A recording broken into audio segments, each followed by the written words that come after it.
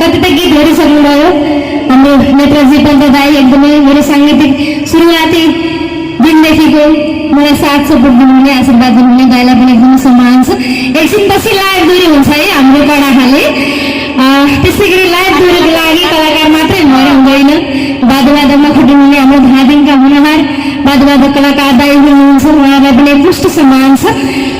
अहिलेको लागि भने साङ्गीतिक प्रस्तुति अगाडि बढाउन चाहन्छु। भर्खरै मात्र देखेर आएको छु मैले, मेरो एकदमै प्यारी मान्छे मितिनी हुनुहुन्छ सुषमा ढकाल, उहाँले पनि धेरैले चिन्नुहुन्छ। अहिले घर माइत गोर्खा भयो नि मैले मितिनी बनाएर धामिनपुरै बेगर लिएर आएको छु। त्यसै गरी मम पनि आउनु भएको छ क्या, ममलाई पनि एकदमै सम्मान छ। बहिनीहरू देखिरहेको छु, यहाँलाई पनि धेरै माया भन्दै अब गाउँले हो ल हल्ला चाहिन्छ है। फेरि कहाँ जानु अघि बहिनीहरू स्टेजमा आएर छुट्टै गीत गाउनु न, हामी नाच्नुपर्छ भन्नुहुन्छ है त। सबै नाच्नु त्यसले एक ठाउँमा जम्मा हुनु पऱ्यो अनि गाउँले है त। अलिअलि गीत सुन्नु भएको थियो, सुन्नु भएको थियो, मसँगै गाउनुपर्छ है। हजुरले साथ दिनु भयो बल्ल गान काम हुन्छ क्या हामीलाई होइन। एकसम तिमी हौ दिलमा बसेको,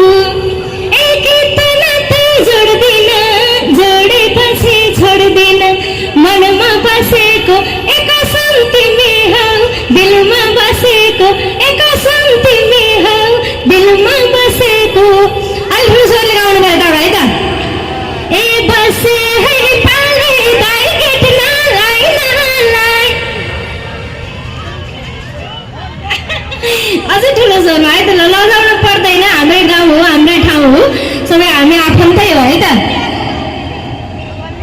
मालुङ्गा काटेसी घुम्ती घुम्ती आहा क्या राम्रो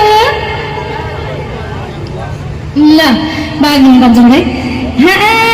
कति गरम माइतमा दुःख ठट्टा पहिला गाइदिन्छु हाई सुख।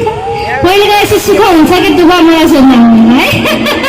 ल अहिलेको लागि भने यति मिठो साउन्ड सिस्टममा हुनुहुन्छ